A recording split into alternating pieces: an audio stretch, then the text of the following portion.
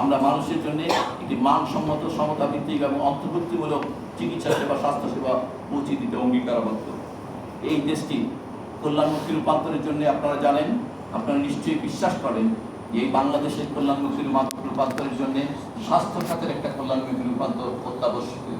অতএব আমরা আপনাদের এবং আপনাদের মাধ্যমে সমস্ত দেশবাসী সকল পেশাজীবীদের কাছে বাংলাদেশের এই কল্যাণমুখী রূপান্তরে স্বাস্থ্য খাতে যে পরিবর্তন, বড় ধরনের পরিবর্তনের পরিকল্পনা আমরা করেছি, সেগুলো আমাদের পাশে থাকার আহ্বান জানাচ্ছি এবং ধৈর্য ধারণ করে আমাদের সকল কাজগুলো এগিয়ে নেওয়ার জন্য আমাদেরকে সময় দেওয়ার জন্য আপনাদের কাছে আবেদন জানাচ্ছি। আপনাদের সবাইকে অসংখ্য ধন্যবাদ এবং কৃতজ্ঞতা। আগামী দিনগুলোতে আপনাদের আমরা পাশে আশা করছি। স্বাস্থ্য উপদেষ্টা আমি উপদেষ্টা নই, আমি বিশেষ সহকারী মাননীয় বিশেষ সহকারী। এই যে স্বাস্থ্য খাতে তো আপনারা অনেক সংস্কার করতেছেন, উদ্যোগ দিচ্ছেন, কিন্তু তারপরও দেখা যাচ্ছে যে ডাক্তারদের আন্দোলন, ধর্মঘট এদের প্রতিদিনই চলছে। এইটার ব্যাপারে সমাধান কিভাবে হবে? এতে রাস্তাঘাটে যাত্রীদেরও ভোগান্তি হচ্ছে, যারা সেবা নিতে আসছে, স্বাস্থ্য সেবা নিতে আসে, তারাও ভোগান্তির শিকার হচ্ছে। এই ব্যাপারে আমরা শেষ একদম খেয়াল করবেন, আমরা শেষ আবেদনকে সেটা করেছি। আমরা বলেছি সবাইকে ধৈর্য ধারণ করতে। আমরা সবাই আমরা যে কথাগুলো আজকে স্পষ্ট মিডিয়াতে বললাম, এইগুলো যদি একটু সময় নিবেন পটেই, যেগুলো বিভিন্ন মন্ত্রণালয় আমরা ইতিমধ্যে উল্লেখ করেছি, সরকারের বিভিন্ন মন্ত্রণালয় এবং বেশ কিছু আইনি ব্যাপার আছে, সেগুলো ঘটতে আমরা সেই জন্যে যারা চিকিৎসক, সংশ্লিষ্ট চিকিৎসক তাদের কাছেও বিশেষজ্ঞ সকল মহলকে আপনারা গতদিন দেখেছেন, আমরা বিশেষজ্ঞদের ওখানে উপস্থিত হয়ে আমরা তাদের প্রক্রিয়া গেলাম। আজকে আমরা সে অগ্রগতিটা বললাম। আমরা সবাইকে অনুরোধ করবো আমাদের উপর আস্থা রাখে। আমরা নিশ্চয়ই এই স্বাস্থ্য খাতে যারা কর্মরত আছেন তাদের যে সমস্যা সেগুলো দূর করার জন্য সর্বাত্মক চেষ্টা করতেছে।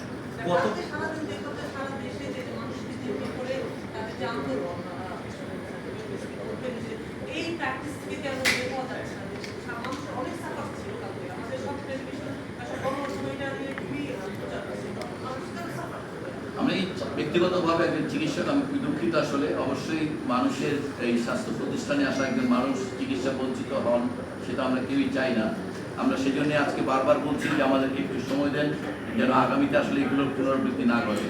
এটা একটা দীর্ঘদিনের আসলে যেটা হয়, দীর্ঘদিন স্বাধীনতা, বাক স্বাধীনতা না থাকায় যে ক্ষোভ পুঞ্জীভূত, সেগুলোর হয়তো বিস্ফোরণ হচ্ছে। কিন্তু আপনাদের এই মতের সঙ্গে একমত, অবশ্যই আমরা সাধারণ মানুষের যে কষ্ট যেন না হয় সেদিকে নজর রাখা দরকার।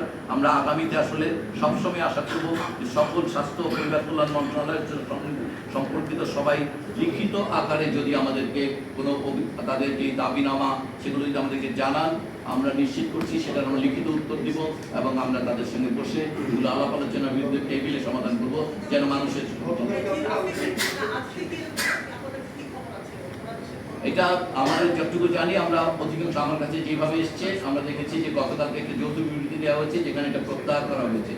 কিন্তু আমরা তারপরে জেনেছি কিছু প্রতিষ্ঠানে শিক্ষার্থী এবং চিকিৎসক ইন্টার্নরা তারা এই কর্মবিরতি অথবা ক্লাস বর্জন কর্মসূচি রেখেছে। আমরা আপনাদের মাধ্যমে তাদের কাছে অনুরোধ করছি যে আমরা তাদের যে দাবিগুলো সুনির্দিষ্টভাবে আমরা দাবিগুলোর টাইম লাইন এবং প্রতিটি দাবি যেহেতু অ্যাড্রেস করছি, আমরা আশা করব তারা একেবারেই অল্প বয়সী চিকিৎসক অথবা ছাত্র, আমরা তাদেরকে অনুরোধ করছি যেন তারা তাদের কর্মসূচি থেকে ক্লাসরুমে ফিরে যায়, ইন্টারনেটের কাজে ফিরে যায় এবং তার মধ্য দিয়ে আসলে এরকম মুখোমুখি অবস্থানে আমরা কেউই যেতে চাই না। সবাই আমরা বাংলাদেশের মানুষের স্বাস্থ্যের জন্য কাজ করছি।